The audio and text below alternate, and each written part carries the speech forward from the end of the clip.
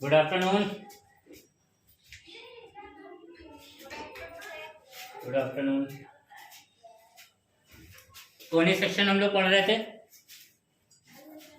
Circle. उसी में हम लोग आगे बढ़ रहे हैं। क्वेश्चन नंबर 14 कल 13 तक लग गया था।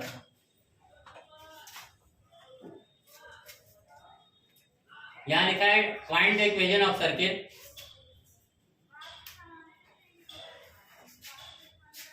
विद सेंटर 2,2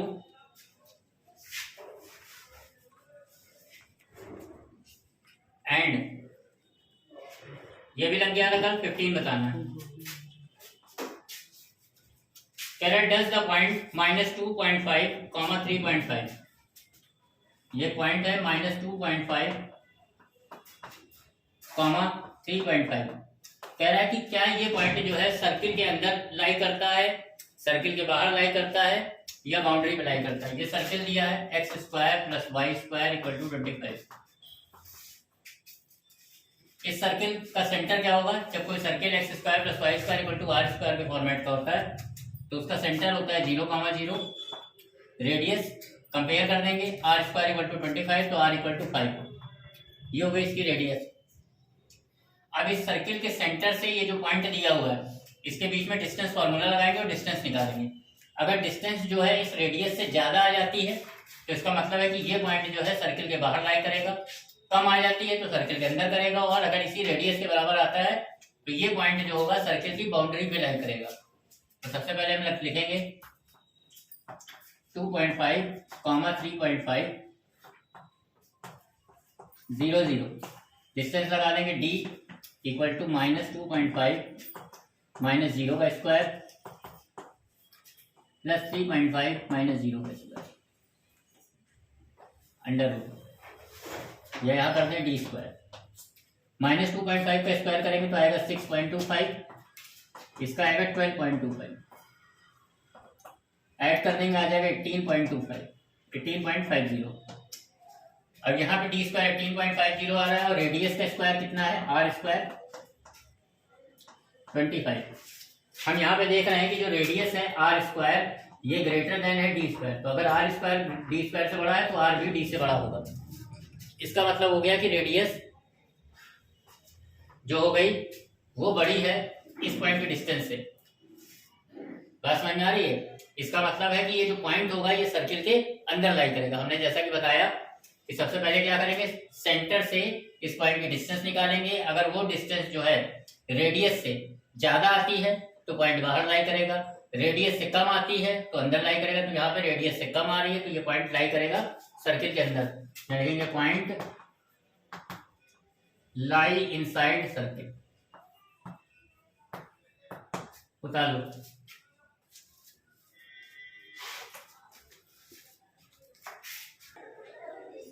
नेक्स्ट है बेटा पैराबोला।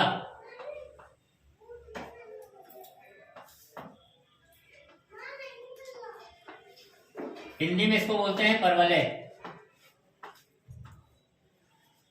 ठीक है बेटा। तो सबसे पहले पैराबोला के बारे में थोड़ी सी चीजें समझते हैं। तो ये पैराबोला एक हमने बनाया, ठीक है।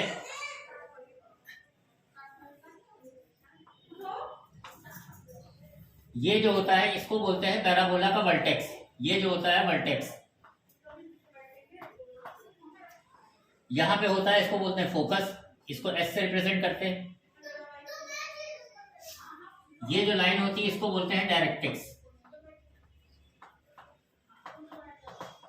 और ये जो फोकस पे परपेंडिकुलर लाइन होती है दोनों तरफ इसको बोलते हैं लेटस रेक्टम।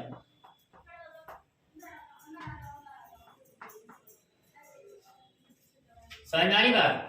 ये होता है फोकस, ये होता है वर्टेक्स, ये होता है लेटस रेक्टम। ठीक, ये हमने ऐसे समझाने के लिए बनाया। मेन चीज जो है, जो चार्ट बनेगा वो जरा चार्ट ध्यान से देखेंगे। चार्ट तुम्हारा ये है,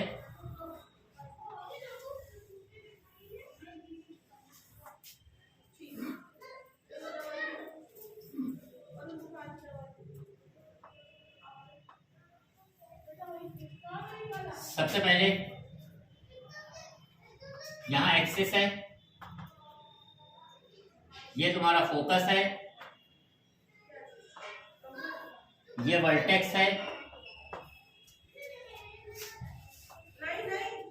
ये लेटस रेक्टम है,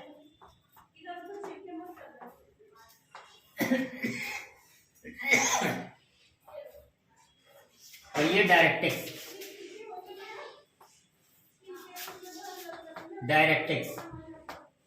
और ये तुम्हारा फिगर है कैसे बनाना है। ठीक, तो अगर एक्स एक्सिस पे बनेगा पैराबोला और उसकी डायरेक्शन अगर पॉजिटिव है, ठीक है, तो उसका फोकस हमेशा होगा a,0, वर्टेक्स 0 0, लेटस रेक्टम तुम्हारा हो जाएगा 4a और डायरेक्टिक्स होगा x + a = 0। ध्यान रखने की वाली बात है कि अगर यहाँ प्लस का a है तो वहां भी प्लस का a होगा। ठीक है, दूसरी चीज यहां होता है इसका फिगर,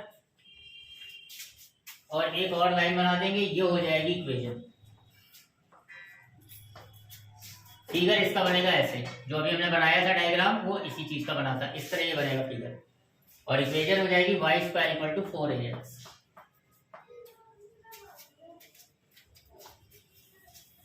दूसरा है कि अगर x ही एक्सिस है लेकिन निगेटिव डायरेक्शन है, तब फोकस हो जाएगा -a,0, वर्टेक्स यही रहेगा 0 0, लेटेस्ट रेक्टम एक डिस्टेंस होती है इसलिए निगेटिव नहीं रहेगा। जहां इस बार माइनस है तो डायरेक्टिक्स में भी x - a = 0 हो जाएगा, और डायग्राम चेंज हो जाएगा, नेगेटिव डायरेक्शन में इधर हो जाएगा। Equation -4ax।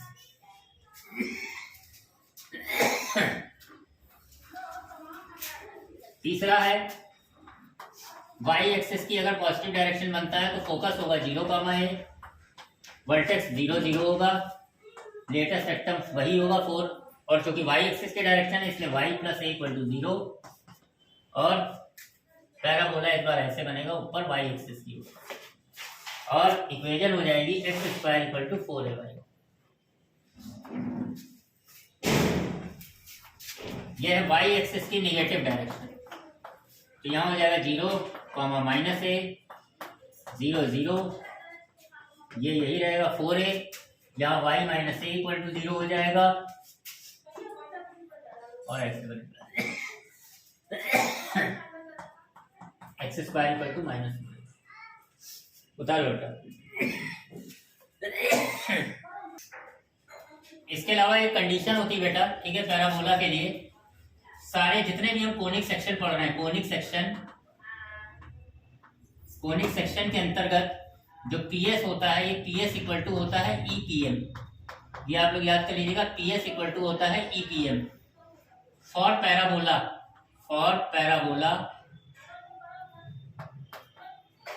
जो ई होता है = 1 होता है, ई जो होता है = 1 होता है। What is PS and what is PM? PS और पीएम है क्या? सपोज दैट कि दिस इज योर पैराबोला, ठीक है, तो ये एस जो है, एस जो है फोकस है, P is any point on parabola, ठीक है, तो पी क्या है? Distance between focus and any point on parabola, मतलब पैराबोला में कोई पॉइंट है और जो फोकस है उसके बीच की डिस्टेंस है। इस वाले डायग्राम का फोकस a,0 होगा। और what is PM? PM is a perpendicular distance on directrix from parabola. Parabola से डायरेक्ट्रिक्स के ऊपर जो परपेंडिकुलर होता है उसको बोलते हैं पीएम।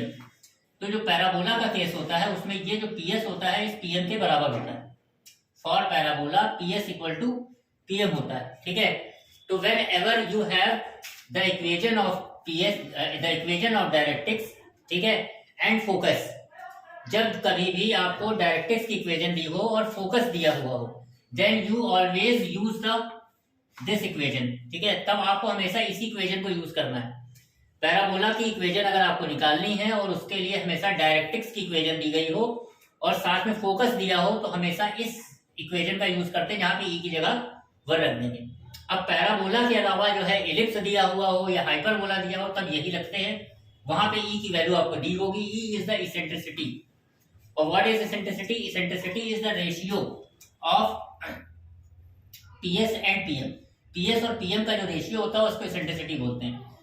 इलिप्स के केस में ये जो ई की वैल्यू है ऑलवेज ग्रेटर देन 1 होती है और लेस देन 1 होती है, और हाइपरबोला के केस में ऑलवेज ग्रेटर देन 1 होती है।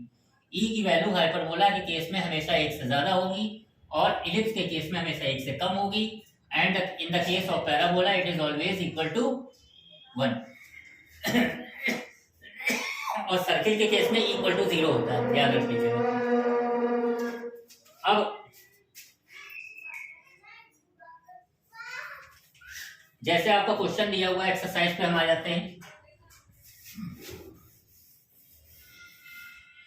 ये जो भी चीजें छूट जा गई जैसा भी मिटा दिया जल्दबाजी में, तो उस पर देखिएगा, जो यूट्यूब वाला है उस पर रिकॉर्डिंग होगी, वहां से नोट कर लीजिएगा। ठीक है, एक्सरसाइज 11.2। सबसे पहला ये दिया है y square equal to 12x। यहाँ पे कह रहा है कि इसमें आपको सब कुछ निकालना है पैराबोला का। ठीक है,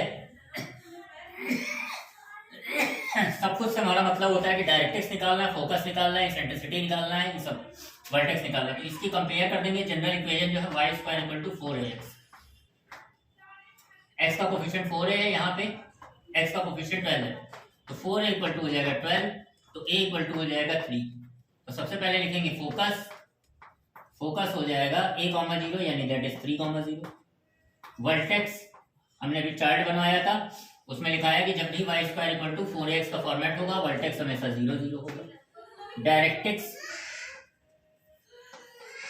हमने कहा कि अगर ये प्लस का a लिखा है तो डायरेक्ट्रिक्स हमेशा होती है x plus a equal to 0।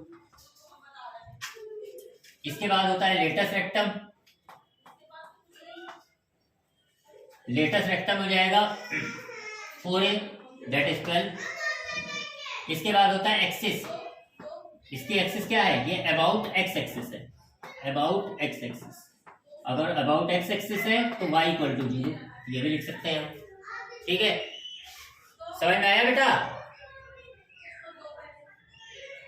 तो सर समझ में आया?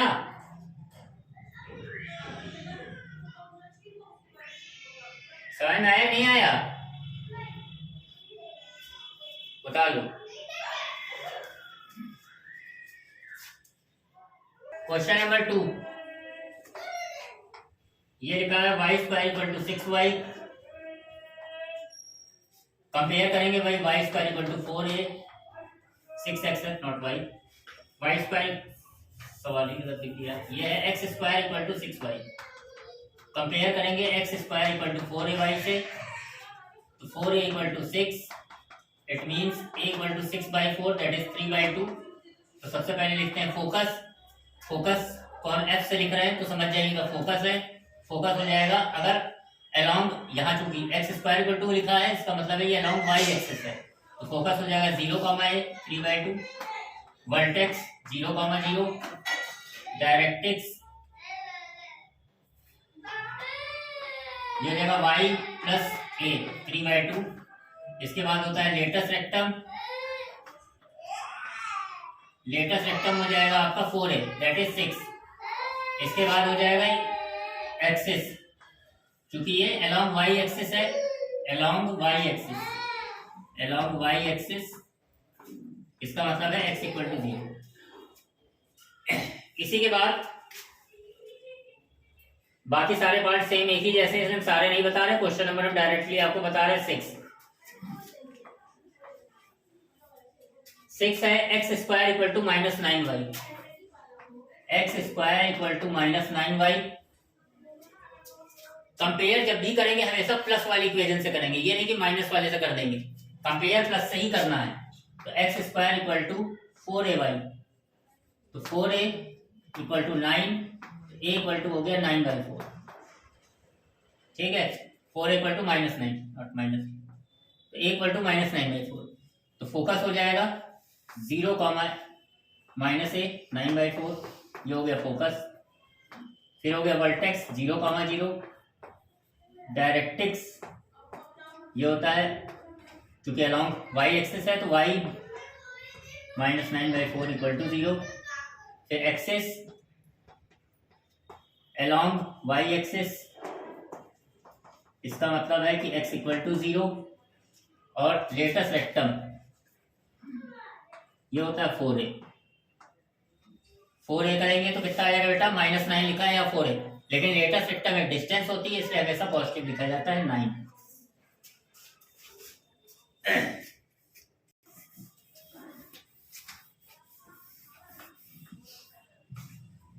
क्वेश्चन नंबर 7, यहाँ लिखा है फोकस, फोकस लिखा है 6,0, डायरेक्ट्रिक्स की इक्वेशन दी है, डायरेक्ट्रिक्स दिया है x इक्वल टू -6।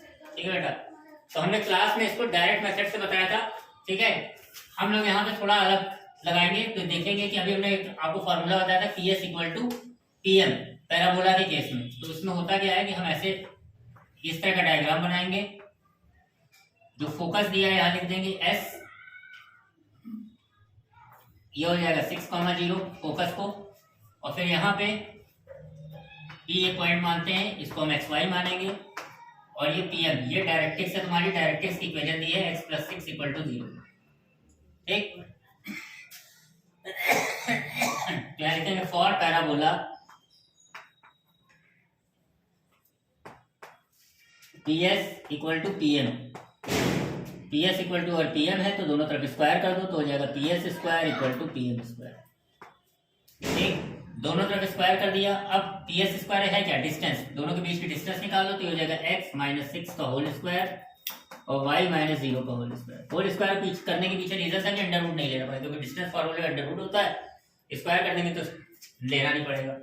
अब PM क्या है, PM हमने बताया कि ये परपेंडिकुलर डिस्टेंस होती है। ठीक है, पैराबोला एक पॉइंट लिया और उससे डायरेक्ट्रिक्स के ऊपर एक परपेंडिकुलर डिस्टेंस, तो एक फार्मूला होता है किसी लाइन के ऊपर अगर परपेंडिकुलर डालना है तो उसकी डिस्टेंस निकालने का फार्मूला होता है, जैसे x + by + c = 0। कोई एक लाइन है, इसके ऊपर आप x1, y1 से अगर परपेंडिकुलर डालेंगे तो उसका फार्मूला क्या होता है, इस x1 y1 को यहाँ रख देंगे, x की जगह x1, y की जगह y1 + c अपॉन x के कोफिशिएंट का स्क्वायर प्लस y के कोफिशिएंट का स्क्वायर। ये होता है परपेंडिकुलर डिस्टेंस निकालने का फार्मूला। ठीक है, हम क्या करेंगे, यही फार्मूला यहाँ लगाएंगे PM।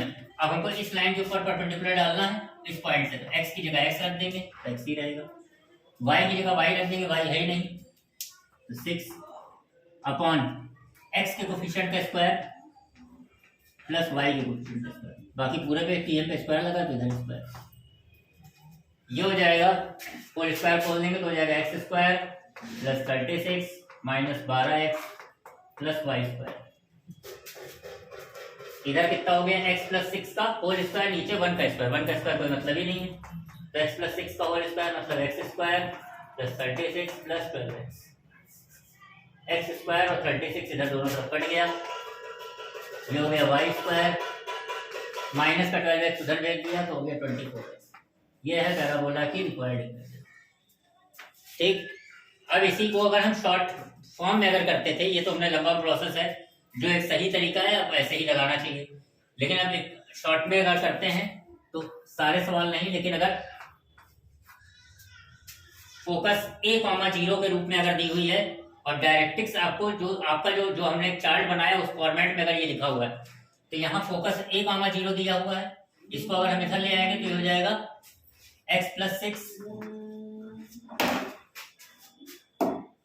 इस समय का